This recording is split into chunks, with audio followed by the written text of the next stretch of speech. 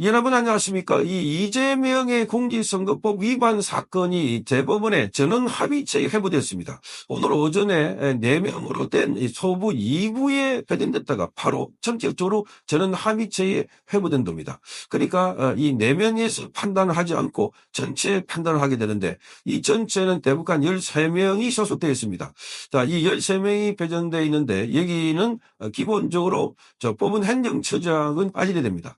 법원 행정처장은 빠지고 거기다가 또 노태학 이 중앙선관위원장을 겸임하고 있는 대법관도 스스로 회피를 했습니다.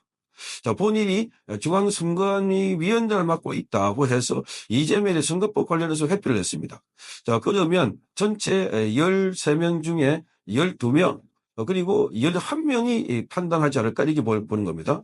자, 대법관 13명이 3년은 전원합의체는 소속 대법관 사이에 의견이 일치하지 않거나 대법원 판례를 변경할 필요가 있을 경우에는 자, 이 전원합의체에 간 겁니다. 그러니까 이 소부에 4명이 되어 있는데 이 4명에서 아예 처음부터 합의가 되지 않을 거로 보고 아니면 신속하게 재판할 걸로 보고 이렇게 보냈다는 겁니다.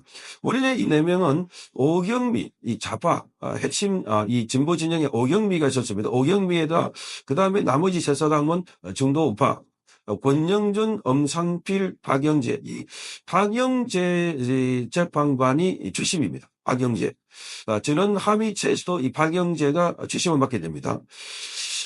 자, 그러면 13명이 참석하게 되는데 저는 합의체 회부와 동시에 노태악은 회피 신청을 했고, 자, 회피는 법관이 개인적인 사유나 사건 당사자 등과의 관계 등의 이유로 사건을 공정하게 처리하기 어렵다고 판단할 때 스스로 재판에서 배제한 것을 말합니다.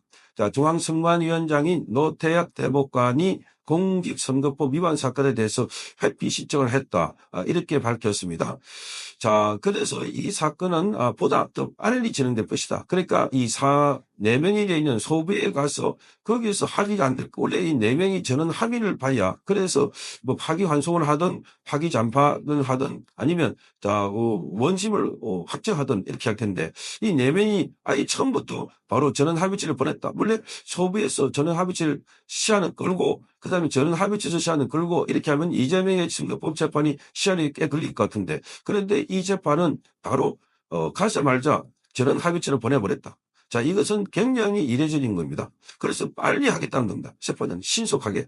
자, 원래 이 이재명의 이 재판은 6월 3일이 선거일인데 그래서 지금 오늘 시작하면은 633 원칙에 따라서 3개월 안에 끝내야 됩니다.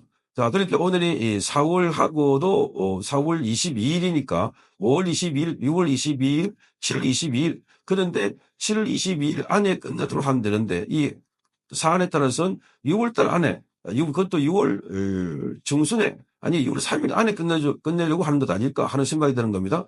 이 전원 합의체에서는 여기서는 심의를 하고 난 뒤에 그리고 나중에는 표결을 하게 됩니다. 표결을 하게 돼서 대법원에는 지금 좌파가 있다고 하는 것은 지금 여기 아까 보여드렸던 오경미 등등 해서 한 2명 정도 됩니다. 2명.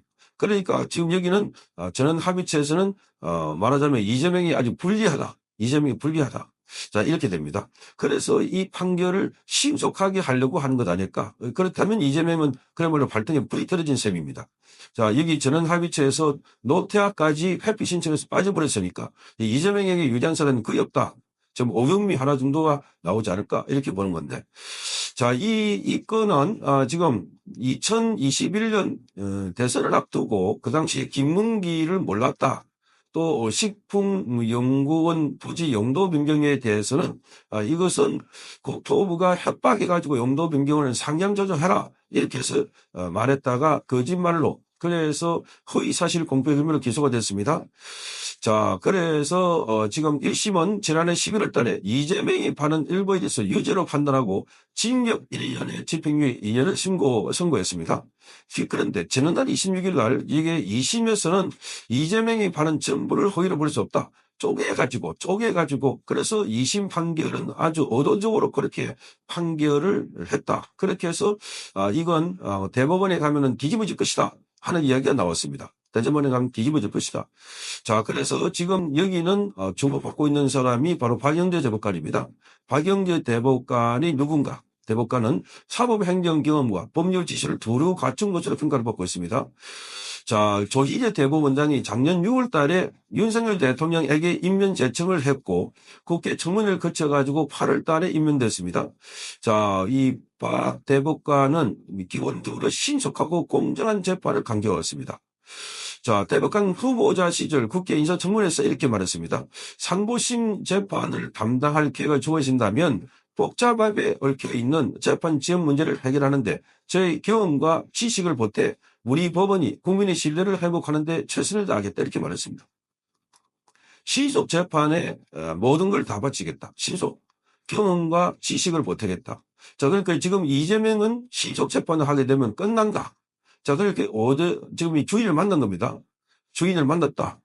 자, 그래서 박영재 재판관의 이런 걸 보면, 자, 심사에서도 사법부에 대한 신뢰는 신속하고 공정한 재판에 달려 있다고 해도 과언이 아니다. 그렇게 말하면서 결과의 가능성에 대해 치열하게 고민하면서도 소송 당장자를 배려하고 신속하고 공정하게 절차를 진행하는 자세가 필요하다. 그것도 신속하고 공정하게. 자, 지금 여기 박영재 이 주심이 지금 주목을 받고 있습니다. 박영재 주심은 부산 출신입니다. 부산 배등고등학교 그리고 서울대 법학과를 졸업했고 1996년 서울지법의 동부지원 판사로 임명이 됐습니다.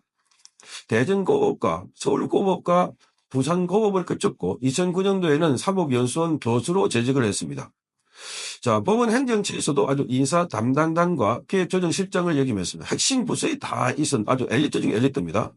그리고 김명수 재임 기간에 법원 행정처의 차장을 지내게 됐습니다. 자, 법원 행정처에서 재판연구원 증원과 형사 전자소송 시스템, 미래 등기 시스템 구축했고, 자, 민사 항소 이유서 제출 도입을 만든 등의 사법 행정 경험이 풍부하다 하는 평가를 받고 있습니다.